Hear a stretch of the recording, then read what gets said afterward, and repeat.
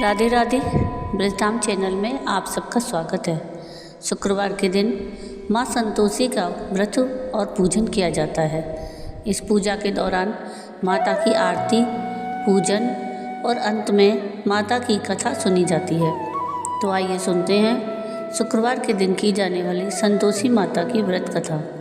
अगर आपको ये कथा पसंद आए तो प्लीज़ इसको लाइक शेयर ज़रूर कीजिएगा और प्लीज़ मेरे चैनल को सब्सक्राइब कीजिएगा और कमेंट में राधे राधे ज़रूर लिखिएगा। संतोषी माता व्रत की कथा इस प्रकार है। एक बुढ़िया थी, उसके 7 बेटे थे। 6 कमाने वाले थे जबकि एक निकम्मा था। बुढ़िया 6 बेटों की रसोई बनाती, भोजन कराती और उनसे जो कुछ जूठन बचती वह 7वें को दे देती। एक दिन वह 7वां बेटा अपनी पत्नी से बोला, देखो मेरी माँ मुझे कितना प्रेम करती है। तो उसकी पत्नी बोली, हाँ क्यों नहीं, सबका जूठा जो तुमको खिलाती है। तो वह बोला, नहीं ऐसा नहीं हो सकता, मैं जब तक आँखों से ना देखूं मैं मान नहीं सकता। तो उसकी बहू हंसकर बोली, देख लोगे तब तो मानोगे ना। तो कुछ दिन बाद त्यौहार आया। घर में 7 प्रकार के भोजन और चूरमे के लड्डू बने। वह जांचने को सिर दुखने का बहाना बनाकर पतला कपड़ा ओढ़कर रसोई घर में सो गया।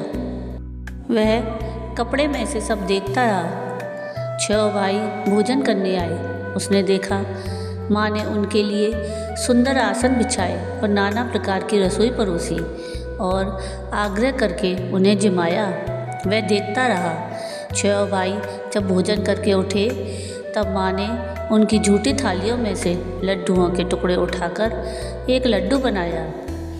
जूठन साफ कर बुढ़िया माँ ने उसे पुकारा कि बेटा 6 भाई भोजन कर गए, अब तू ही बाकी है, उठ, तू कब खाना खाएगा। तो वह कहने लगा, माँ मुझे भोजन नहीं करना, मैं अब परदेश जा रहा हूँ। माँ ने कहा, कल जाता है तो आज चला जा। वह बोला, हाँ आज ही जा रहा हूँ। यह कहकर वह घर से निकल गया। 7वां बेटा जब परदेश जाने लगा तो चलते समय उसे पत्नी की याद आई। वह गौशाला में कंडे थाप रही थी। वहाँ जाकर बोला, हम जावें परदेश आवेंगे कुछ काल, तुम रही हो संतोष से धर्म आपनो पाल। वह बोली, जाओ पिया आनंद से हमरो सोच हटाए, राम भरोसे हम रहें ईश्वर तुम्हें सहाय। तो निशानी आपन देख धरू में धीर, सुधि मत हमारी विसारियो रखियो मन गंभीर। वह बोला, मेरे पास तो कुछ नहीं, यह अंगूठी है, सो ले और अपनी कुछ निशानी मुझे दे। वह बोली कि मेरे पास क्या है, यह गोबर भरा हाथ है। यह कहकर उसकी पीठ पर गोबर के हाथ की थाप मार दी। वह चल दिया। चलते चलते दूर देश में पहुंच गया। वहाँ एक साहूकार की दुकान थी। वहाँ जाकर कहने लगा कि भाई मुझे नौकरी पर रख लो। साहूकार को ज़रूरत थी तो वह बोला, रह जा। लड़के ने पूछा कि तनख्वाह क्या दोगे। तो साहूकार ने कहा कि काम देखकर दाम मिलेंगे। साहूकार की नौकरी मिली। वह सुबह 7 बजे से रात 10 बजे तक नौकरी करने लगा। कुछ दिनों में दुकान का सारा लेन देन, हिसाब किताब, ग्राहकों को माल बेचना, सारा काम करने लगा। साहूकार के 7-8 नौकर थे। वो सब चक्कर खाने लगे कि यह तो बहुत होशियार बन गया। सेठ ने भी उसका काम देखा और 3 महीने में ही उसे आधे मुनाफे का हिस्सेदार बना लिया। वह कुछ वर्ष में ही नामी सेठ बन गया और मालिक सारा कारोबार उस पर छोड़कर चला गया। इधर उसकी पत्नी को उसके सास ससुर दुख देने लगे। सारी गृहस्थी का काम करा के उसे लकड़ी लेने जंगल में भेजते। इस बीच घर के आटे से जो भूसी निकलती उसकी रोटी बनाकर रख दी जाती और फूटे नारियल की कोपरे में पानी देते। एक दिन वह लकड़ी लेने जा रही थी तो रास्ते में बहुत सी स्त्रियां संतोषी माता का व्रत करती दिखाई दी। वह वहाँ पर खड़ी होकर कथा सुनने लगी और पूछा कि बहनों तुम किस देवता का व्रत करती हो और उसके करने से क्या फल मिलता है। यदि तुम इस व्रत का विधान मुझे समझा दोगी तो मैं तुम्हारा बड़ा एहसान मानूंगी। तब उनमें से एक स्त्री बोली कि यह संतोषी माता का व्रत है। इसके करने से निर्धनता और दरिद्रता का नाश होता है और जो कुछ मन में कामना हो सब माँ संतोषी की कृपा से पूरा होता है। तब उसने उससे व्रत की विधि पूछी। वह भक्ति ने स्त्री बोली, 1.25 आने का गुड़ चना लेना, इच्छा हो तो 5.25 आने का लेना या 1.25 रुपये का भी अपनी सहूलियत के अनुसार लेना। बिना परेशानी और श्रद्धा और प्रेम से जितना भी बन पड़े सवाया लेना। प्रत्येक शुक्रवार को निराहार रहकर कथा सुनना। इसके बीच क्रम नहीं टूटे, लगातार नियम का पालन करना। अगर सुनने वाला कोई ना मिले तो घी का दीपक जला उसके आगे या जल के पात्र को सामने रखकर कथा कहना। जब कार्य सिद्ध ना हो नियम का पालन करना और कार्य के सिद्ध हो जाने पर व्रत का उद्यापन करना। 3 मास में माता फल पूरा करती हैं। यदि किसी के ग्रह खोटे भी हों तो भी माता वर्ष भर में कार्य सिद्ध करती हैं। फल सिद्ध होने पर उद्यापन करना चाहिए, बीच में नहीं। उद्यापन में 2.5 सेर आटे का खाजा और इसी परिमाण से खीर और चने का साग करना। 8 लड़कों को भोजन कराना। जहाँ तक मिले देवर जेठ भाई बंधु के हों और ना मिले तो रिश्तेदार और पास पड़ोसियों के लड़कों को बुलाना। उन्हें भोजन करा यथाशक्ति दक्षिणा दे माता का नियम पूरा करना। उस दिन घर में खटाई न खाना। यह सुन बुढ़िया के लड़के की बहू चल दी। रास्ते में लकड़ी के बोझ को बेच दिया और उन पैसों से गुड़ चना ले माता के व्रत की तैयारी कर आगे चली और सामने मंदिर देखकर पूछने लगी कि यह मंदिर किसका है। सब कहने लगे कि संतोषी माता का मंदिर है। यह सुनकर माता के मंदिर में जाकर चरणों में लौटने लगी। दीन हो विनती करने लगी कि माँ, मैं निपट अज्ञानी हूँ, व्रत के कुछ भी नियम नहीं जानती, मैं दुखी हूँ। हे माता जगत जननी, मेरा दुख दूर कर, मैं तेरी शरण में हूँ। माता को दया आई। एक शुक्रवार बीता कि दूसरे को उसके पति का पत्र आया और तीसरे शुक्रवार को उसका भेजा हुआ पैसा आ पहुँचा।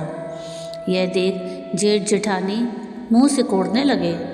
लड़के ताने देने लगे कि काकी के पास पत्र आने लगे, रुपया आने लगा, अब तो काकी की खातिर बढ़ेगी।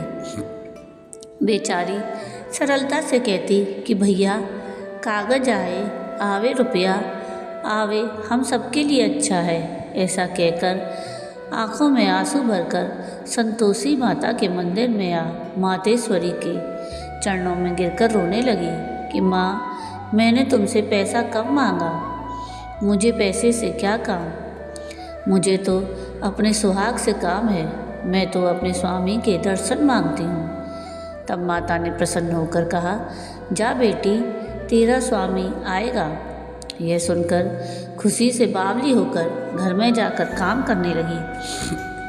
अब संतोषी माँ विचार करने लगी कि इस भोली पुत्री को मैंने कह तो दिया कि तेरा पति आएगा, लेकिन कैसे, वह तो इसे स्वप्न में भी याद नहीं करता। उसे याद दिलाने को मुझे ही जाना पड़ेगा। इस तरह माताजी उस बुढ़िया के बेटे के पास जा स्वप्न में प्रकट हो कहने लगी, साहूकार के बेटे, सो रहा है या जागता है। वह कहने लगा, माता, सोता भी नहीं जागता भी नहीं हूँ, कहो क्या आज्ञा है। माँ कहने लगी, तेरे घर बार कुछ है कि नहीं। वह बोला, मेरे पास सब कुछ है, माँ बाप है, बहू है, क्या कमी है। माँ बोली, भोले पुत्र, तेरी बहू घोर कष्ट उठा रही है, तेरे माँ बाप उसे परेशानी दे रहे हैं, वह तेरे लिए तरस रही है, तू उसकी सुध ले। वह बोला, हाँ माताजी, यह तो मुझे मालूम है, परंतु जाऊं तो कैसे? परदेश की बात है, लेन देन का कोई हिसाब नहीं, कोई जाने का रास्ता नहीं आता, कैसे चला जाऊं? माँ कहने लगी, मेरी बात मान, सवेरे नहा धोकर संतोषी माता का नाम ले, घी का दीपक जला, दंडवत कर दुकान पर जा बैठ।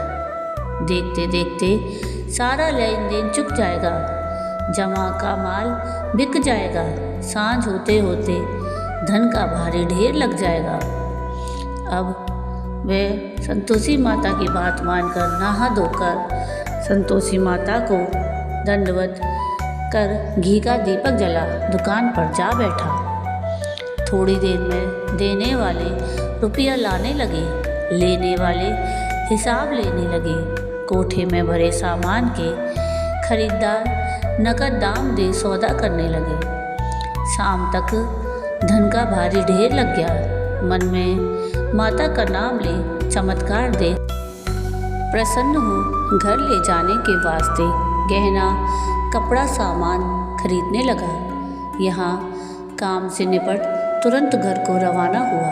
उधर उसकी पत्नी जंगल में लकड़ी लेने जाती है। लौटते वक्त माता जी के मंदिर में विश्राम करती। वह तो उसके प्रतिदिन रुकने का जो स्थान ठहरा। धूल उड़ती देख वह माता से पूछती है, हे माता, यह कैसी धूल उड़ रही है? माता कहती है, हे पुत्री, तेरा पति आ रहा है। अब तू ऐसा कर, लकड़ियों के 3 बोझ बना ले, एक नदी के किनारे रख और दूसरा मेरे मंदिर पर और तीसरा अपने सिर पर। तेरे पति को लकड़ियों का गट्ठर देख मोह पैदा होगा। वह यहाँ रुकेगा, नाश्ता पानी खाकर माँ से मिलने जाएगा। तब तू लकड़ियों का बोझ उठाकर जाना और चौक में गट्ठर डालकर जोर से आवाज़ लगाना, लो सासू जी, लकड़ियों का गट्ठर लो, भूसी की रोटी दो, नारियल के खोपड़े में पानी दो, आज मेहमान कौन आया है? माता जी से बहुत अच्छा कहकर मैं प्रसन्न मन से लकड़ियों के 3 गट्ठर बनाने लगी। एक नदी के किनारे पर और एक माता जी के मंदिर पर रखा। इतने में मुसाफिर आ पहुंचा। सूखी लकड़ी देख उसकी इच्छा उत्पन्न हुई कि हम यहीं पर विश्राम करें और भोजन बनाकर खा पी कर गाँव जाएं। इसी तरह रुककर भोजन बना विश्राम करके गांव को गया। सबसे प्रेम से मिला। उसी समय सिर पर लकड़ी का गट्ठर लिए वह उतावली सी आती है।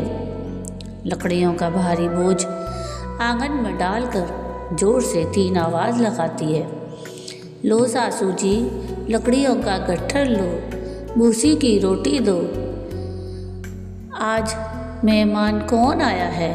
यह सुनकर उसकी सास बाहर आकर अपने दिए हुए कष्टों को भुलाने हेतु कहती है, बहू ऐसा क्यों कहती है?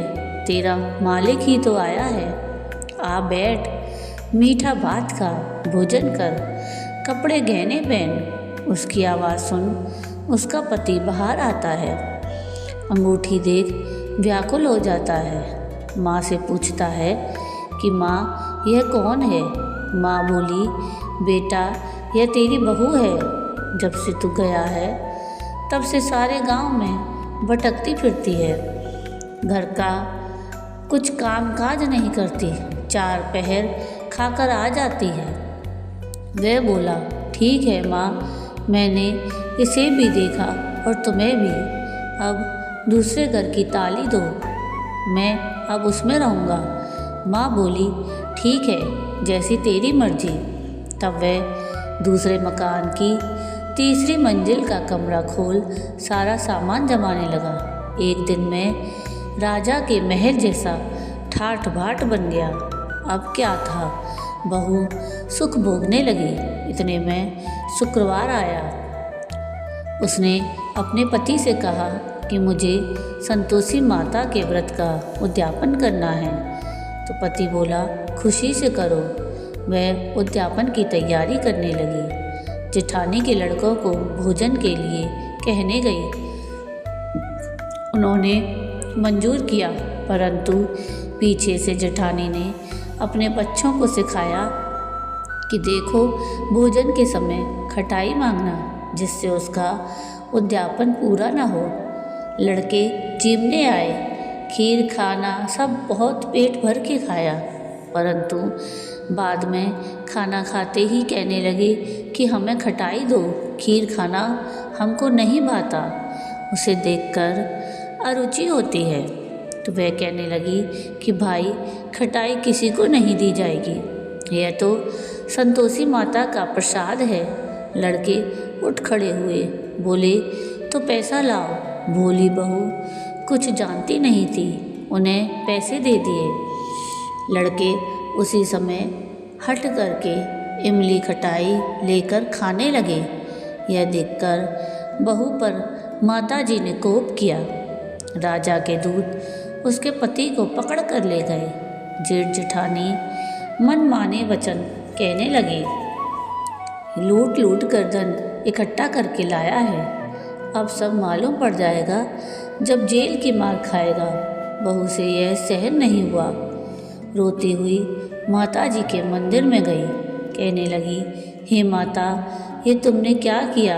हंसाकर अब भक्तों को रुलाने लगी। माता बोली, बेटी, तूने उद्यापन करके मेरा व्रत भंग किया है। वह कहने लगी, माता, मैंने कुछ अपराध किया है। मैंने तो भूल से लड़कों को पैसे दे दिए थे, मुझे क्षमा करो, मैं फिर से तुम्हारा उद्यापन करूँगी। माँ बोली कि अब भूल मत करना। वह कहती है कि माँ, अब भूल नहीं होगी, अब बतलाओ कि वो कैसे आएंगे।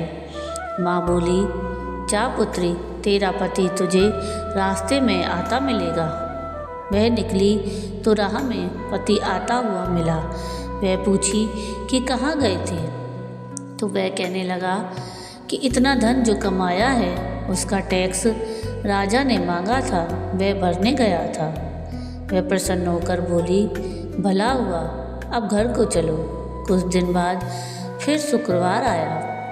वह बोली कि मुझे फिर से माता का उद्यापन करना है। पति ने कहा, करो। तो बहू फिर जेठ के लड़कों को भोजन के लिए कहने गई।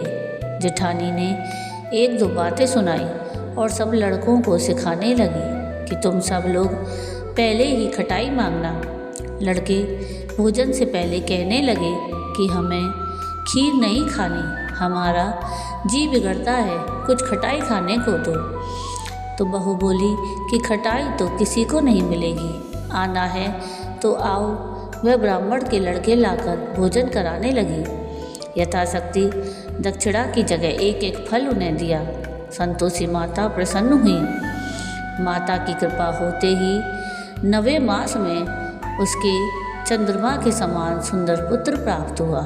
पुत्र को पाकर प्रतिदिन माता जी के मंदिर को जाने लगी। माँ ने सोचा, यह रोज मेरे मंदिर आती है, क्यों ना मैं आज इसके घर चलूं। यह विचार कर माता ने भयानक रूप बनाया। गुड़ चने से सना मुख, ऊपर सूंड के समान होठ, उस पर मक्खियाँ भिनभिना रही थीं। धीरी पर पैर रखते ही उसकी सास चिल्लाई कि देखो रे, कोई चुड़ैल डाकिन चली आ रही है। लड़कों, इसे भगाओ, नहीं तो किसी को खा जाएगी। लड़के भगाने लगे, चिल्लाकर खिड़की बंद करने लगे। तो बहू रोशनदान में से देख रही थी। प्रसन्नता से पगली होकर चिल्लाने लगी कि आज मेरी माता जी मेरे घर आई हैं। वह बच्चे को दूध पीने से हटाती है। इतने में सास का क्रोध फट पड़ा। वह बोली, क्या उतावली हुई है, बच्चे को पटक दिया। इतने में माँ के प्रताप से लड़के ही लड़के नजर आने लगे। वह बोली, माँ, मैं जिसका व्रत करती हूँ यह वही संतोषी माता है। सबने माता जी के चरण पकड़ लिए और विनती कर कहने लगे, हे माता, हम मूर्ख हैं, अज्ञानी हैं, तुम्हारे व्रत की विधि हम नहीं जानते। व्रत भंग कर हमने बड़ा अपराध किया है। जगमाता, आप हमारा अपराध क्षमा करो। इस प्रकार माता प्रसन्न हुई। बहू को प्रसन्न हो, जैसा फल दिया वैसा माता सबको दे, जो पढ़े उसका मनोरथ पूर्ण हो। बोलो संतोषी माता की जय। तो ये थी संतोषी माता के व्रत की कथा। आपको ये कथा कैसी लगी मुझे कमेंट करके ज़रूर बताइएगा। और अगर आपको ये कथा पसंद आई हो तो प्लीज़ इसको लाइक शेयर ज़रूर कीजिएगा और प्लीज़ मेरे चैनल को सब्सक्राइब कीजिएगा और कमेंट में राधे राधे ज़रूर लिखिएगा। और आगे किस व्रत की कथा आप सुनना चाहते हैं वो भी मुझे कमेंट करके ज़रूर बताइएगा। वीडियो पूरा देखने के लिए थैंक यू। राधे राधे।